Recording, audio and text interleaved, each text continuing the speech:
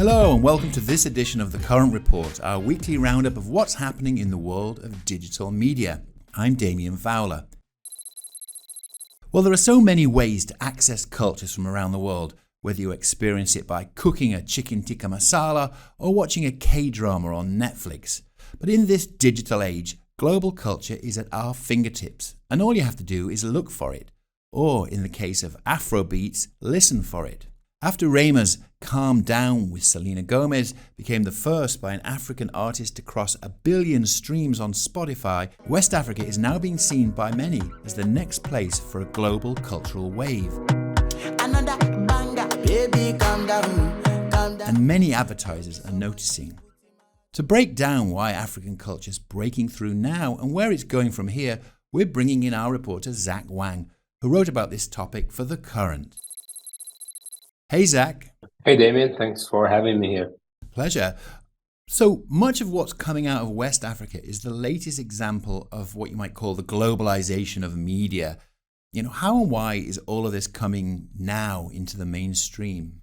Yeah, look, I think we just have to remember, actually Africa and West Africa obviously is a massive place. There's just so much history and culture there really that is untapped. And so, honestly, it may even be a surprise that this didn't happen earlier.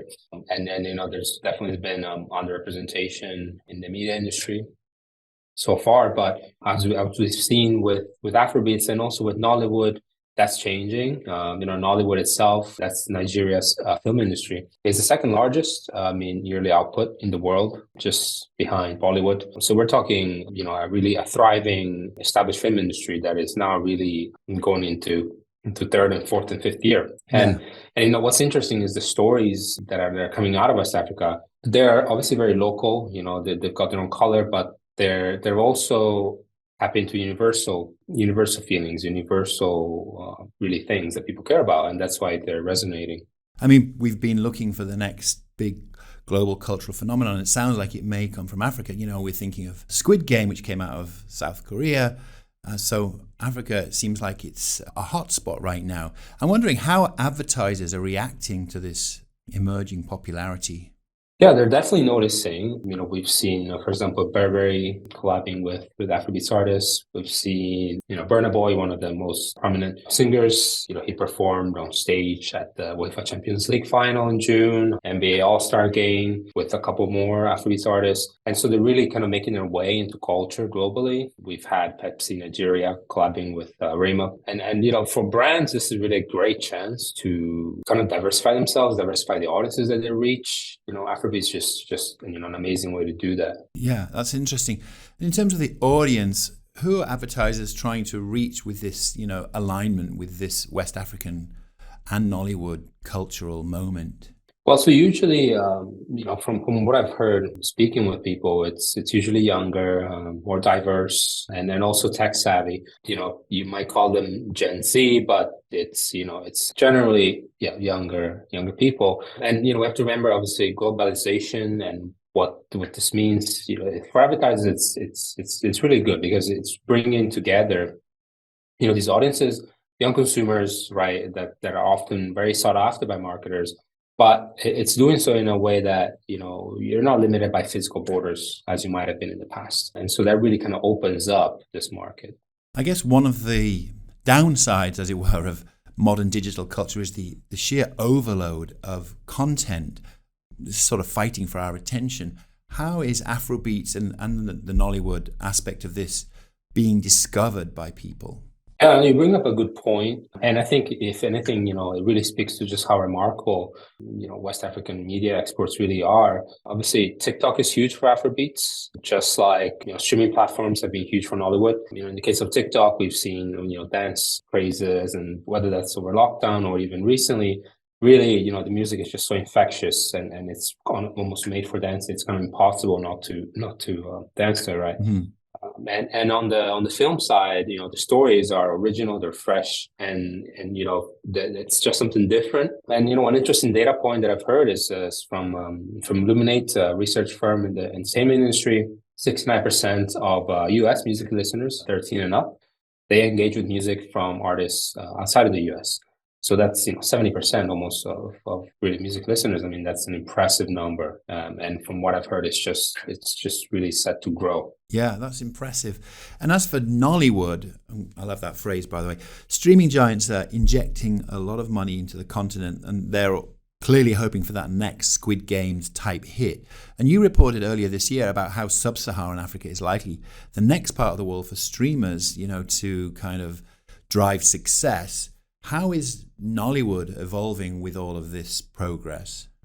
Yeah, it's really interesting. One of the journalists I spoke to who's been covering this for a while, she said when she started covering this, the bigger productions were working with budgets of around $50,000 to $60,000, right? And now they've had their first $1 million production. Obviously, those are small numbers compared to Hollywood, but if you take them relative to the history, it's a huge jump.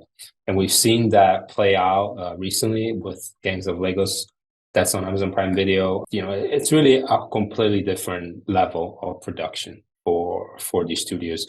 And it's really bringing them to global quality. Obviously, working with global streamers, it's been good for them. They get the resources to invest in infrastructure and talent and so on. But also that brings these global standards that local players now have to adapt to. And so the talent is there, the money is there, the stories are there. It's just a matter of time, until we start seeing more and more Nollywood content. And Zach, I want to ask you, are there any movies that, have come out of Nollywood that have caught your eye? Yeah, I mean, Gangs of Lagos, I think it's really impressive. I mean, it's really taking that, storylines that we're familiar with, but using that, it's almost like Parasite, right? The story isn't really foreign, but obviously the way it's told and the characters, obviously that's different from what you may find from the US. And so it's original, right? It's fresh to see that from a new set of eyes. So, looking forward for more of these films to come out. Definitely. I'm going to try to track that down and watch it tonight. Well, thanks, Zach, for the great reporting and a great piece in The Current this week. Thank you. Just like Afrobeats, the Pumpkin Spice Latte, or PSL for short, was once the new kid on the marketing block.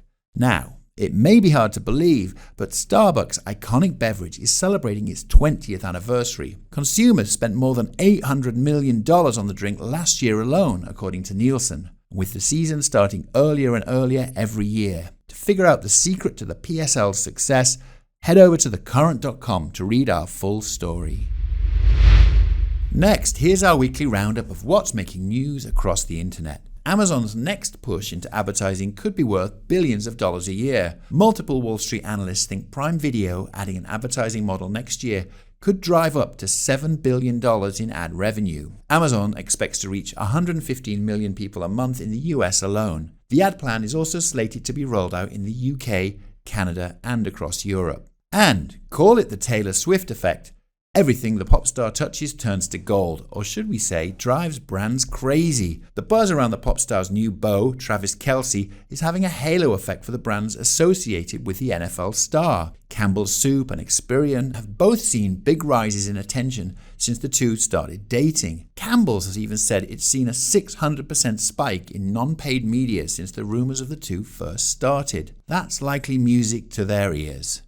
And that's it for this edition of The Current Report. For a deeper dive on all of these stories and more, check out thecurrent.com. And of course, please like and subscribe on Spotify, Apple, YouTube, or wherever you listen. And we'll see you next week.